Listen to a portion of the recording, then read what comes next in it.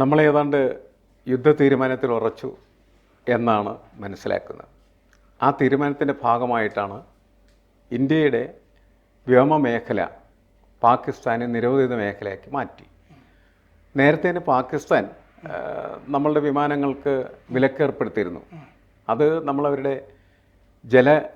കരാർ ലംഘിച്ചു അല്ലെങ്കിൽ നമ്മളത് തകർത്തു എന്ന് പറഞ്ഞതിന് ശേഷം അവരൊരു യുദ്ധപ്രഖ്യാപനം പോലെ നടത്തിയായിരുന്നു. പക്ഷേ ഇപ്പോൾ നമ്മൾ അവരുടെ പാത അടക്കുമ്പോൾ എന്താണ് അവർക്ക് സംഭവിക്കാൻ പോകുന്നത്? നമ്മൾ അവരുടെ തീരുമാനത്തിന് ശേഷം അവരുടെ വ്യോമമേഖല നമ്മുടെ വിമാനങ്ങൾക്ക് അടച്ച ശേഷം 6 ദിവസം കഴിഞ്ഞിട്ടാണ് നമ്മൾ നമ്മുടെ വ്യോമമേഖല അടച്ചുകൊണ്ട് ഇപ്പോൾ തീരുമാനം വന്നിരിക്കുന്നത്. അത് നോട്ടീസ് ടു എയർമെൻ എന്ന് പറയും, നോട്ടാം എന്ന് പറയും. അത് ഇന്നലെയാണ് ഇറങ്ങിയിരിക്കുന്നത്, 30 തീയതി വെച്ചിട്ട്. അതിൽ പാകിസ്ഥാൻ്റെ വിമാനങ്ങൾ, എയർലൈനുകൾ, പാകിസ്ഥാൻ എയർലൈൻസ് ഉണ്ടല്ലോ, അവരുടെ വിമാനങ്ങൾ, പാകിസ്ഥാൻ പട്ടാളത്തിൻ്റെ വിമാനങ്ങൾ ഒന്നും നമ്മുടെ വ്യോമമേഖല സ്പർശിച്ചുകൂടാ, ഇന്ത്യയിലേക്ക് കടക്കാൻ പാടില്ല. ഏപ്രിൽ 30 മുതൽ മെയ് 23 വരെ എന്ന് നമ്മൾ ഒരു സമയം പറഞ്ഞിട്ടുണ്ട്. അപ്പോൾ ഇതിൻ്റെ ഇടയ്ക്ക് നമ്മൾ കൊടുത്തിരിക്കും എന്നുള്ളതാണ്. നമുക്കൊരു അതിൻ്റെ കാലത്തിനെ പറ്റി ഒരു പിടിപാടുണ്ട് എന്ന് തോന്നുന്നു. മുമ്പ് ഈ പുൽവാമ ആക്രമണമൊക്കെ കഴിഞ്ഞിട്ട് ബാലക്കോട്ട് നമ്മൾ സ്ട്രൈക്ക് ചെയ്തില്ലേ, അത് കഴിഞ്ഞ് ജൂലൈ വരെ അവർ വ്യോമമേഖല ആ കാലത്ത് അടച്ചിരുന്നു.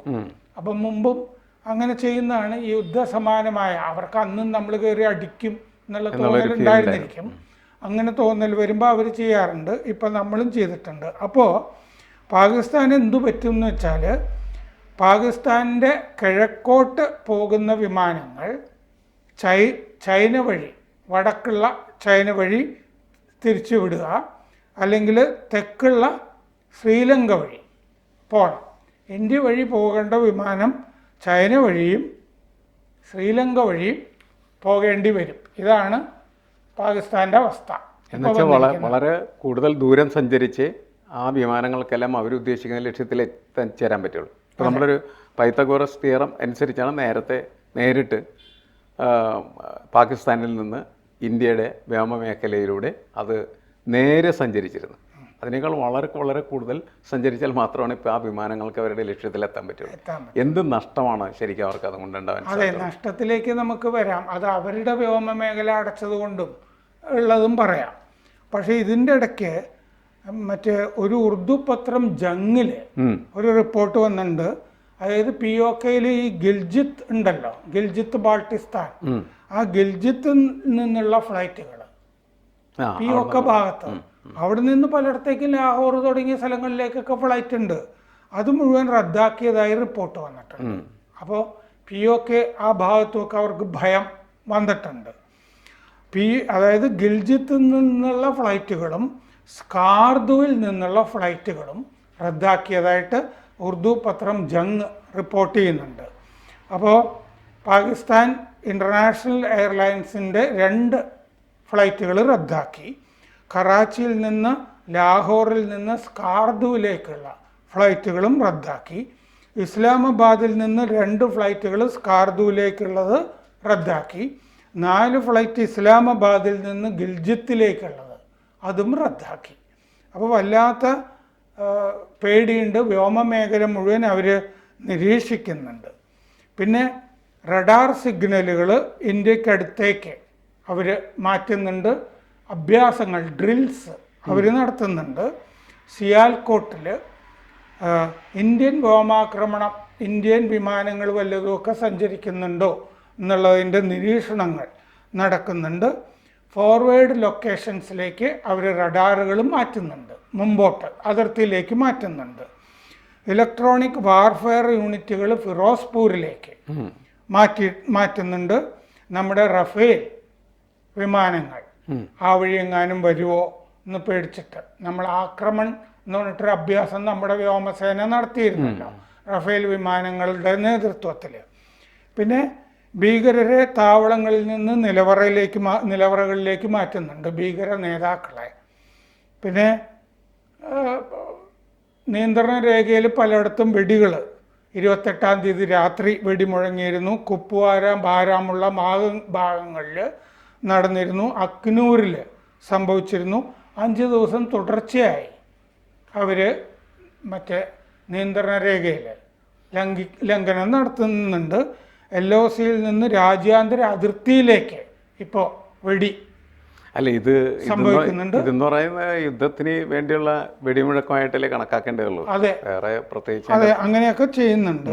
പിന്നെ നയതന്ത്രജ്ഞരെ പല സ്ഥലത്തേക്കുമൊക്കെ പറഞ്ഞു വിടുന്നൊക്കെ ഉണ്ട്. ഏപ്രിൽ 27-ന് ഇന്നലെ നമ്മൾ ചർച്ചയിൽ പറഞ്ഞില്ലേ, തുർക്കി ഒരു ട്രാൻസ്പോർട്ട് വിമാനം ആയുധങ്ങൾ ആയിട്ട് എത്തി എന്ന് പറയുന്നുണ്ട്. പിന്നെ സംഭവിക്കുന്നത് ഈ നഷ്ടത്തിൻ്റെ കാര്യം ചോദിച്ചല്ലോ. അതായത് അവർക്ക് അവരുടെ ഏവിയേഷൻ റവന്യൂ പാകിസ്ഥാൻ്റെ കുറയും. അതായത്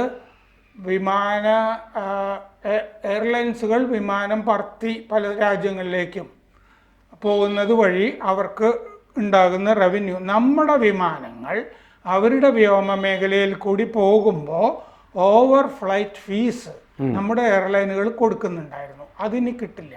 അവരുടെ വ്യോമ മേഖല ഉപയോഗിക്കുന്നതിന് അവർക്ക് നമ്മൾ ഫീസ് കൊടുക്കുന്നുണ്ടായിരുന്നു. അത് കിട്ടില്ല. അതായത് ഇന്ത്യയുടെ വിപണി എന്ന് പറഞ്ഞാൽ ലോകത്തിൽ 3ാമത്തെ ഏറ്റവും വലിയ വിപണിയാണ് എയർലൈൻസിനെ സംബന്ധിച്ച്. 2019 ജൂലൈയിൽ പുൽവാമ അവരുടെ ആക്രമണത്തിന് ശേഷം നമ്മൾ ബാലക്കോട്ടുമൊക്കെ കയറി ആക്രമിച്ചു കഴിഞ്ഞപ്പോൾ 2019 ജൂലൈയിൽ ഇങ്ങനെ വ്യോമ മേഖല അടച്ചപ്പോൾ അവർക്ക് $100 മില്യൺ നഷ്ടം ഉണ്ടായി എന്നാണ് കണക്കാക്കുന്നത്. അതായത് 851 കോടി രൂപ ഏതാനും മാസം കൊണ്ട്, 2-3 മാസം കൊണ്ട് തന്നെ നഷ്ടം വന്നു. 400 ഫ്ലൈറ്റുകൾ ദിവസവും ഓടുന്നുണ്ടായിരുന്നു. അപ്പോൾ 400 ഫ്ലൈറ്റിൻ്റെയും ഓവർ ഫ്ലൈറ്റ് ഫീസ് അവർക്ക് നഷ്ടപ്പെട്ടു. Pakistan civil aviation authority, Pakistan international airlines രണ്ടിനും നഷ്ടം വന്നു. ഒരു ബോയിങ് 737 നമ്മുടെ ഒരു ബോയിങ് 737 പാകിസ്ഥാൻ്റെ മുകളിൽ പറന്നാൽ $580 ഓവർ ഫ്ലൈറ്റ് ഫീസ് കൊടുക്കണമായിരുന്നു. അതായത് 50,000 രൂപയുടെ അടുത്ത് വരും. ഒരു വിമാനം പറക്കുമ്പോൾ 50,000 രൂപ അവർക്ക് കിട്ടുമായിരുന്നു. അത് 400 ഫ്ലൈറ്റ് ഒരു ദിവസം പോകുന്നുണ്ടായിരുന്നു. അങ്ങനെയാണ് അത് കണക്കാക്കുന്നത്. വലിയ വിമാനമാണെങ്കിൽ ബോയിങ്ങിനേക്കാൾ വലുതാണെങ്കിൽ പിന്നെയും ഓവർ ഫ്ലൈറ്റ് ഫീസ് കൂടും.